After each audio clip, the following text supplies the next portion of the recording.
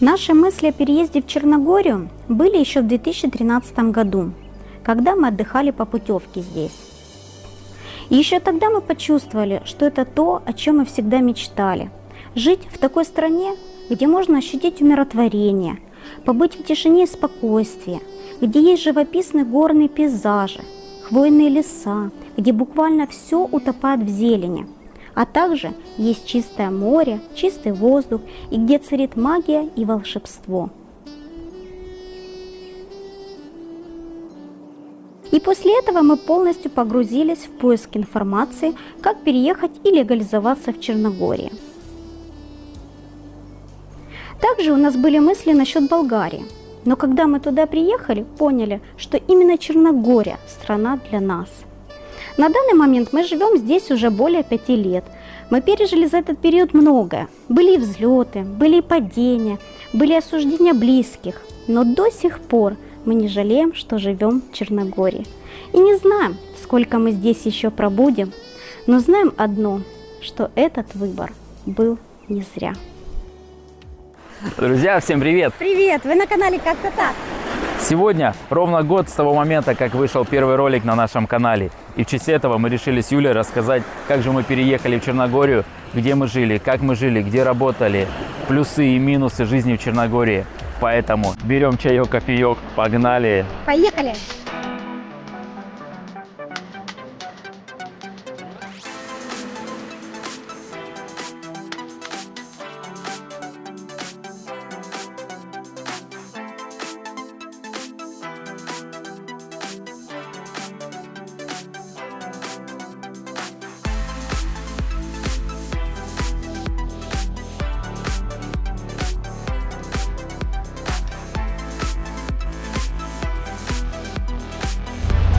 Да, и вот мы прилетели в Черногорию и остановились в вот этой вот вилле Мирка. Мы не выбирали, мы летели по турпакету, нам было не принципиально. Мы просто хотели добраться в Черногорию, а на тот момент не было прямых рейсов, как они есть сейчас. И была возможность прилететь только по путевке, и, соответственно, у нас был билет и туда, и обратно, и проживание 7 дней. И мы решили, если мы за эти 7 дней найдем работу и место, где жить, мы остаемся. Если нет, то вернемся обратно. Самое интересное, что вот здесь вилла наша была. Вот через дорогу есть Парма, которая работает круглый год и которую все рекомендуют. Но за 6 дней проживания здесь мы ни разу не посетили ее, а пытались дома сделать какой-то суп в чайнике, потому как кухни у нас не было, был только чайник, хотя можно было там за евро похлебать супчика. Ну и, конечно же, первым делом мы решили пойти к морю и искупаться как можно быстрее.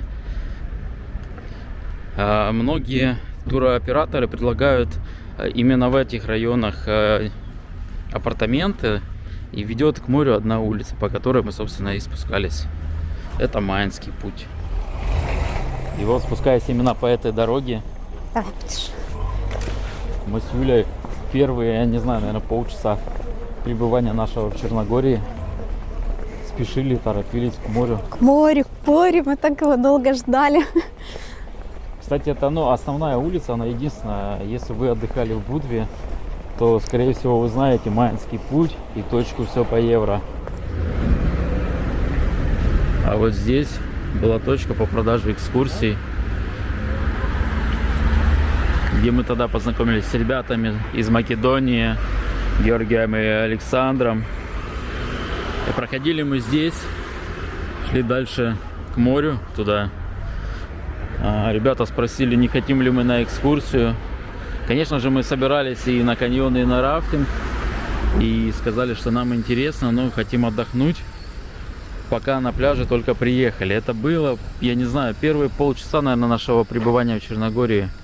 И тут же я поинтересовался просто у них, не нужен ли им помощник, так сказать, помощник букера, человека, который предлагает, продает экскурсии. Они сказали, что нужно. И так получилось, что последующие 3 месяца я проработал здесь, продавая экскурсии. Вот как-то так. Мы неспроста выбрали это место. На самом деле оно для нас имеет особое значение. Мы, когда сюда приехали, мы каждый день точнее, каждый день Виталика Даже встречала, вечер. даже вечер, да, Виталика забирала с работы, ну, встречала, да, потому что он единственный, кто работал на первые дни нашего приезда, и мы приходили каждый вечер на вот этот пляж, мы стелили покрывало, было уже вечер, темно, мы даже ночью плавали в этом море. Я дома делала пельмени, вареники, брала с собой кастрюльку, и мы кушали, это у нас был такой ужин вечерний. И мы здесь подружились с девчонками. Катя, Аня, вам большой привет. Мы, так сказать, у нас была традиция каждый вечер собираться именно на этом пляже. И именно там с бутылочкой вина, по-моему, даже мы мой день рождения с шампанским отмечали. И просто любовались, так сказать, ночным закатом, да, или... На самом деле даже мы обсуждали, у кого как день прошел, и сколько было туристов, и сколько продали экскурсий, кто туда поехал. Поэтому было интересно. Да, потому что девчонки тоже работали с туристами на экскурсиях, на водном виде транспорте, на водном спорте. И мы, так сказать, подводили итоги в конце дня и любовались, наслаждались Черногорией. Ну а теперь, что же касаемо жилья. Мы прилетели сюда в начале сезона, и очень было тяжело в сезон. Кто был в Черногории, знает, что практически нереально найти в Будве, так точно, на долгосрочку. То есть ты можешь арендовать недвижимость на год, но при условии оплаты на несколько месяцев. Так как мы не знали, где мы остановимся, у нас было предложение еще поехать в бар, мы рассчитывали на то, что мы хотя бы месяц здесь проживем, посмотрим, определимся, потом будет ясно, и мы уже все-таки где-то остановимся, либо переедем дальше. Мы же начали искать. Ну а теперь пойдем покажу, что нам удалось найти.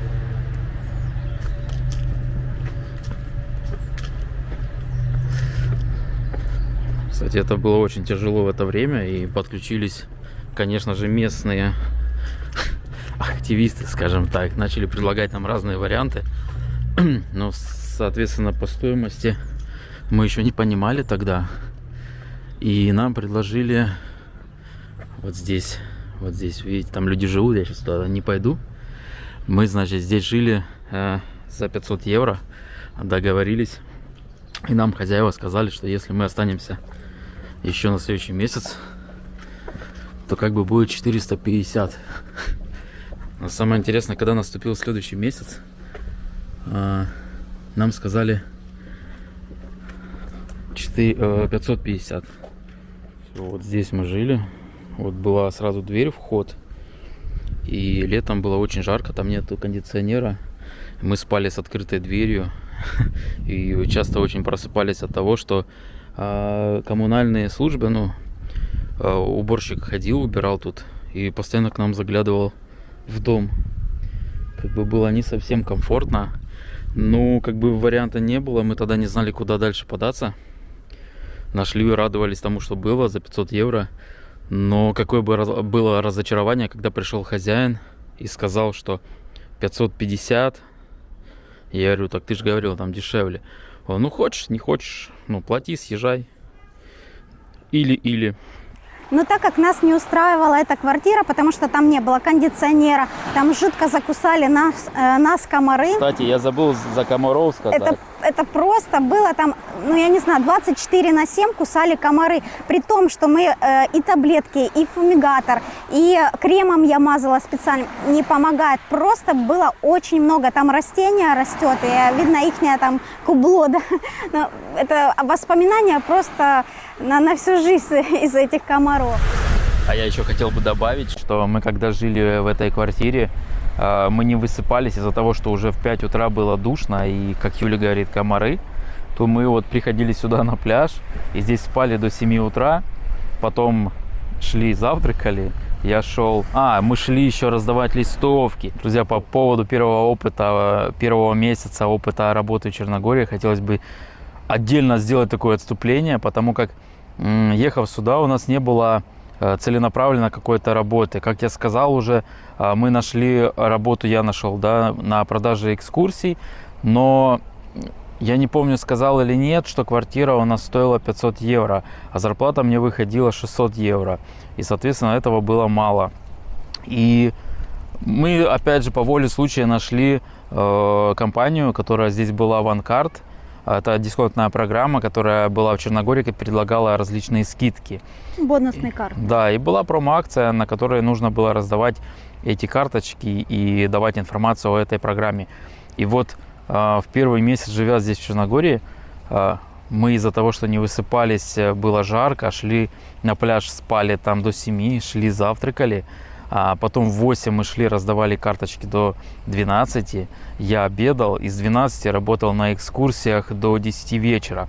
И уже, конечно же, потом в 10 вечера заходила Юля. Уже с ужином, так сказать, Да. с удочками. И мы шли ужинать на пляж. На пляж, да. Поэтому вот такая вот была цена жизни в Черногории первых 3 месяца. Недосыпы, ранние подъемы, 2 работы, тепловые удары. Кстати, у меня несколько раз было от того, что стоял в самую жару, под солнцем, под зонтом, было очень жарко. Ну и в принципе мы кайфовали и радовались каждый вечер. Мы знали, к чему идти жертв, да, или... Ну да, но жертвы были не напрасны, скажем так. К чему это привело, вот мы сейчас как бы даже анализируя спустя 5 лет, лично я не жалею. Да, я тоже. Мы просто сюда, когда ехали, у нас была вера в то, что у нас здесь все получится. Ну, в итоге мы продолжили поиски квартиры, чтобы переехать, так сказать, с нее, да, или как? Слушай, ну мы уже на самом деле отчаялись и не знали, где больше искать, потому что мы на тот момент всех знакомых подняли, все пытались нам помочь, но опять же, повторюсь, сезон, и все хотели заработать и как можно дороже сдать квартиру. И в один момент нам девочки из Украины тоже порекомендовали Facebook. Facebook, что благодаря Фейсбуку можно найти жилье в Черногории. И мы зарегистрировались в Фейсбуке, нашли жилье, нашли у прекрасной девушки, русскоговорящей, Софии. Нашли квартиру вот за вот этим домом. Это дом называется Дом Солнца. Кстати, знаете, как в Черногории нет адресов. То есть некоторые есть названия улицы и все. И говорят там улица там Филиппа Кликовича ББ. А как тебе сориентироваться, такси куда вызвать? И вот ориентиры вот такие. Дом Солнца. Там возле Пармы, возле Нормы, возле Окова. То есть какие-то ориентировочные места, куда можно подъехать. Но если вы собираетесь в Черногорию, да, и вам нужно определиться по локации, по расстоянию к морю, пишите в комментарии, я вам скину, сориентирую. Так, ну тут уже какая-то стройка идет.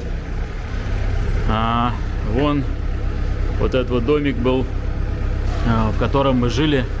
Я думаю, я вам сейчас сверху его покажу и сориентирую, чтобы вы понимали, какое расстояние до моря. Ну, я считаю, что при длительной аренде, да, когда вы тут больше месяца живете, не особо принципиально. Единственное, учитывайте подъемы и спуски, потому что вот следующую квартиру, которую мы нашли, она была уже с подъемом. И как мы жили дальше, было еще выше. Конечно, если у вас дети или с коляской, маленькие дети, вы возите коляску, то будет тяжеловато. Поэтому необходимо это учитывать. А так, в принципе, расстояние до моря, ну, по сути, 20 минут отсюда, это если на ближайший пляж выйти. Поэтому как-то так. Она сдавала свою прекрасную однокомнатную квартиру. Нам она очень понравилась. Мы там прожили 2 месяца. Она ее продавала, она ее продала, поэтому мы вынуждены были дальше искать жилье. И следующее наше было жилье. Где это? Да, я просто думаю, что на самом деле за Софию сказать, да, что, наверное, тогда это был еще какой-то звоночек, потому что она говорила, что квартира не продается больше, чем год. Можете пожить. Мы туда заселились. Мы с надеждой на то, что мы будем около года жить. Да. И получается, в первый же месяц у нас уже были просмотры. И на второй месяц, после 2-го месяца уже как бы сказали, что есть покупатель, и она продается. Потом мы как бы столкнулись со следующей ситуацией, да, что нам надо опять куда-то съезжать. Но, скажем так, это уже было попроще, потому что это был конец августа, начало сентября. И в Черногории, если вы не знаете, есть понятие до сезона, на год и в сезон сдача. И поэтому мы уже искали до сезона, мы определились, что мы останемся в Будве. Нас все устраивало. И было несколько вариантов, и мы остановились вот на вот этом.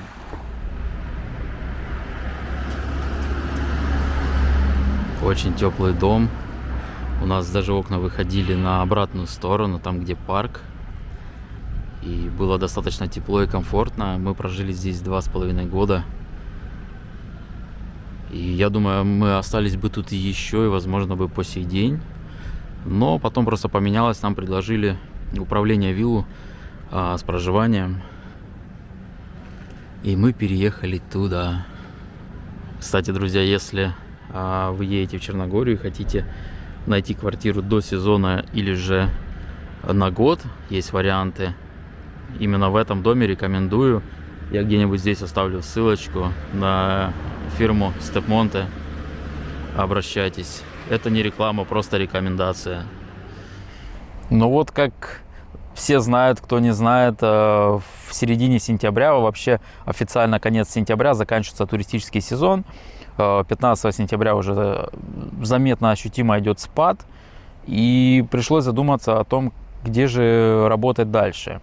И как зиму прожить не в сезон. Да, потому что Черногория все-таки курортная страна, которая живет от туристов, скажем так. Поэтому было принято решение, так как есть у меня опыт в ремонтостроительных работах, открыть фирму свою. Но когда мы начали узнавать, нам называли цены 1500 и выше. У нас на тот момент, по-моему, была 1000 евро, которую нам необходимо нужно было отдать за квартиру, депозит за 3 месяца. И поэтому мы оставались, в принципе-то, без денег. Мы по объявлению нашли работу на стройке. Проработая... да, я хочу сказать, кстати, многие спрашивают, да, по поводу работы, чем можно тут заниматься, приехать, найти работу той или иной профессии. Смотрите, я устроился на работу с определенными навыками, да, я нашел за 600 евро в месяц. У меня был один выходной, у меня был график рабочий с 8 до 5. Ну и можно так сказать, ты устроился без связи, без знакомств, без Да, никого. по объявлению. Но как бы опять же понимание того, что 600 евро, ну на тот момент было как-то легче. То есть когда мы переехали, соотношение цен еще было не таким, как спустя 5 лет, как сейчас. Ну и запросы у нас тогда были маленькие, потому что мы любовались, настолько были воодушевлены этой природой. Да, по поводу запросов, смотрите, 600 евро зарплата у нас была 250 квартира. Плюс коммуналка. Плюс коммуналка, это где-то 350 выходило. И у нас оставалось 250 на еду. И я хочу дополнить насчет этой квартиры, в которую мы переехали в Степмонте. Все устраивало, все замечательно. Но так как я люблю готовить в духовке, я попросила духовку. Спасибо, так сказать, нашему хозяину, который все это организовал, установил духовку. Но знаете, как говорится, к хорошему привыкаешь быстро. Мне этого было на самом деле мало. И я узнала, что есть соседняя квартира, у которой есть даже посудомойка. И я просто говорю: Виталь, пожалуйста, давай мы переедем там, где есть посудомойка. Мы в итоге переехали в другую квартиру, где была и духовка, и посудомойка, и 4 комфорки. И плита на 4 комфорки, да. Но смотри, о минусах можно тоже рассказать, вот эти вот удобства, которые есть. Потому что мы, когда приехали в Черногорию, мы как бы были готовы на любые условия, да. Но потом мы для себя сделали выводы, что кондиционер необходим. Как бы ни говорили, тут местные тоже говорят, тут летом там прохладно, кондиционер не нужен, все равно он нужен. Да. По поводу плиты, очень много старых квартир югославских, в которые установлены плиты еще с комфорками такими, знаете, чугунными, которые очень долго нагреваются. Ну и долго остывают, но от этого нету никакой потребности, да, они потребляют больше энергии, чем обычные. Отсутствие либо наличие посудомойки, для кого-то это очень важно, для кого-то как бы не очень. Наличие духовки тоже можно к этому отнести. Когда она есть, Ну, хорошо, поначалу мы тоже там пекли, готовили. Ну да, потом то есть мы можем вспомнить, когда у Софии жили, были как раз вот эти комфорки, то есть мы прочувствовали на себе. Ну, мы поэтапно, я об этом и говорю, что мы поэтапно как бы на условия не обращали внимания. То есть нам было достаточно хотя бы наличия возможности жить здесь. После того, как мы прожили определенный период и мы поняли, что мы здесь остаемся, кстати, обратите внимание, что в Черногории вы можете с небольшой разницей в стоимости найти квартиру с теми или иными условиями. То есть это может быть высота, наличие лифта, наличие духовки, наличие посудомойки. Что еще можно из таких определить? Ну, паркинг для кого-то важен, для кого-то не особо. Подъем, где находится, то есть на высоте, либо равнина, то есть расстояние к морю, конечно же, кто же проживает здесь до сезона, либо же на год, я думаю, не особо принципиально важно, потому как, ну, тут вся Будва, в принципе, возможно дойти до моря с любой точки за 20 минут, и поэтому, как бы, это, наверное, даже плюс относится к Черногории. Первая квартира была без кондиционера, вторая квартира была без кондиционера, ну, с плитой и без духовки. Третья квартира была с духовкой, четвертая квартира, все это было, плюс еще посудомойка. И просто с каждым разом ты растешь, и с каждым разом ты привыкаешь к этим условиям, что, допустим, там, где мы в Украине жили, этого не было. Ну, так ты добавь, предпоследняя у нас вилла была с камином, а последняя квартира еще и с бассейном. С бассейном, да, точно. Поэтому, ну, у нас как бы вообще такой рост. Хотя мы бассейном и не пользуемся практически, но он есть. И вот так вот, проработая больше года, я решил уйти. После этого очень долго было разных версий, идей, мыслей. И все-таки я пришел к тому, что открыл свою фирму и начал заниматься самостоятельно. Как оказалось, открыть фирму было довольно-таки несложно. И это стоило не 1500. На тот момент, по-моему, мне это вышло в 650 евро или в 600 евро.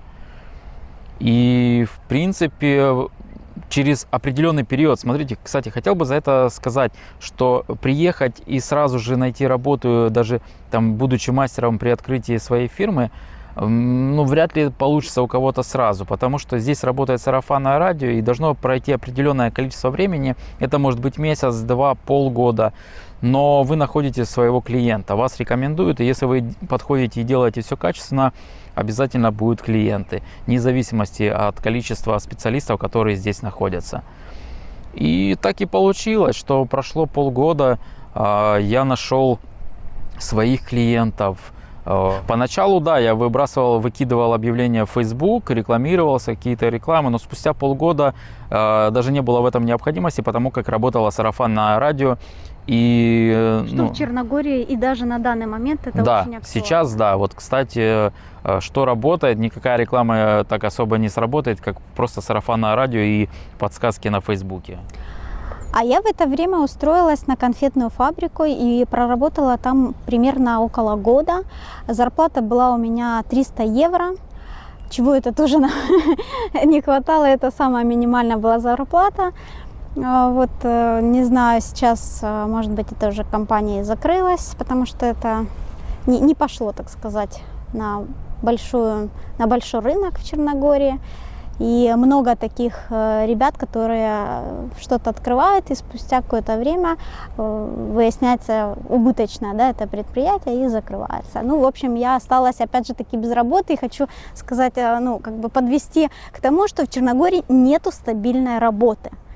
То есть сейчас есть, не факт, что она у тебя будет завтра, поэтому приходилось все равно брать подработки. И когда я уже не работала на фабрике, а Виталик занимался уже ремонтами, были запросы на уборки апартаментов. Да. То есть он как раз по ремонтным работам, по техническим, сантехника, электрика, а я по уборке. И мы, так сказать, работали в команде, в тандеме. Да. И спустя какое-то время мы пришли к тому, что брали в обслуживание апартаменты. То есть первое у нас было управление, это вилла, на которой мы, в принципе, и прожили полгода. И после этого, и по сегодняшний день мы живем и управляем апартаментами, которые называются Альтеза. Это не реклама, вы можете зайти на Booking и забронировать там. Поэтому Поэтому как-то так. Да, и на данный момент там живем и обслуживаем. Уже 3 года. Единственное, что я хотел добавить, как Юля сказала по поводу маленькой зарплаты, плюс от этого, что оформляют официально, и у тебя есть легальная возможность находиться в Черногории. То есть это вид на жительство и вид разрешения на работу.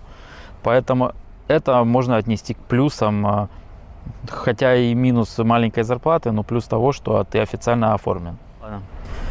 Хотел бы добавить, так как мы хотели узнать больше Черногорию, но на тот момент у нас не было машины, мы с Юлей, в принципе, максимально старались посмотреть все и обойти пешком. Ну, что в пешей доступности. Да, то есть все популярные точки достопримечательности, которые есть поблизости, мы их обошли в первые же, я не знаю, наверное, несколько месяцев. Эту дорогу я тебя перебью, как мы на рафте наехали, как мы там в этот тупик маршруток, да, тупик автобусов. Ой. Вышли по эту дорогу в 6 утра, снимали ролик. Слушай, я, наверное, вставлю это. Это были такие первые попытки блогерства. Но что-то мы думали, почему так не пошло, потому что мы не знали секретов монтажа, которые нам рассказал Серега из Dream and Travel. Вот, да, кстати, надо будет вставить. Доброе утро, 6:15 утра, город Будва. Мы встали не просто так рано. Как и обещали, мы сегодня едем на рафтинг. Идем на автобусную остановку, которую тоже показывали вчера. Искать свой автобус. Я думаю, вот это он стоит. Друзья, и живя вот в Черногории более 5 лет, у нас в жизни так получается, что мы обращаем внимание на какие-то знаки, которые у нас в той или иной ситуации, ну как попадаются, да. Вот, например, когда мы жили в каких-то квартирах, которые были на продажу, они быстро продавались, хотя до этого они долго не могли продаться. Потом, когда мы гуляли, у нас не было машины, мы гуляли по каким-то достопримечательностям, мы смотрели красивые места и задумывались, ну или, может быть, такие были мысли, а было бы неплохо там жить, было бы неплохо. И вот, допустим, мы гуляли, где вот мы жили на в Степ-Монтне, мы же там тоже гуляли, нам тоже нравилось, было бы неплохо, дом, нам именно этот дом понравился, и так получилось, что мы в этом доме дальше, в дальнейшем через жили. определенный период времени мы жили там. Мы там жили, да. Потом, когда мы гуляли на крепости Могоран, мы смотрели, и вдалеке был Белый дом, прям, так сказать, в обрыве. Мы тоже такие задумались, вот там тоже, наверное, оттуда красивый вид на море. И мы пошли туда гулять, именно поднялись к этому зданию, мы подошли, мы тоже вот такие были мысли, да, что вот... Прикольный здесь вид, классно здесь жить, вот смотрите, как прикольно, да, вот пообсуждали, поговорили, подумали, и вот спустя... года 4, да? Да не, 2 года мы... 2 года? Ну да, 2-2,5 года, ладно.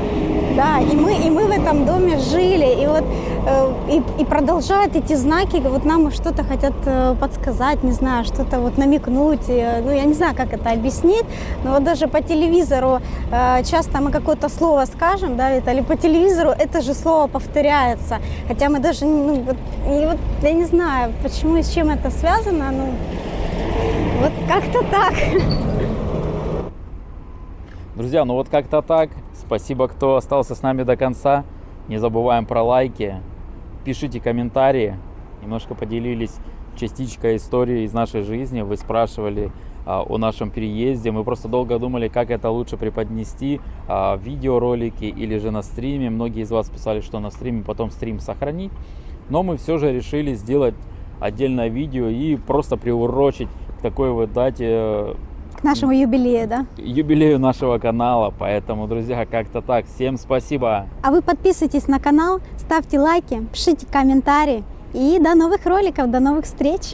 Пока. Пока-пока. Друзья, всем привет. Привет. Вы на канале «Как-то так». Дальше говорим, да? Или... А ты дальше, а ты все дальше. Ага. Все, моя текст сегодня. С того времени, как вышел первый ролик на канале, мы начали заниматься именно этим. Мы же этим начали заниматься, или не надо так говорить, именно этим? На канале «Как-то так». Ты же дальше будешь говорить. Поехали! Как-то так. Всем привет! Вы на канале «Как-то так». Привет, вы на канале «Как-то так». И сегодня ровно год, сегодня ровно год, как вышло... Сегодня ровно год, как мы пытаемся записать это видео. Это приветствие. Поэтому, друзья, ставим лайки, подписываемся, кто не подписываемся. Пишите комментарии. И досматривайте до конца обязательно. Поехали. Погнали. Ну, единственный плюс, я хотел бы просто добавить Юле, как сказать? Юля. Друзья, ну вот мы немножко поделились нашей историей, нашим переездом, как мы обосновались, как мы переехали, как мы устроились, как мы вообще... Не, ну ты, ну вот... Сейчас как два дебила. Говори.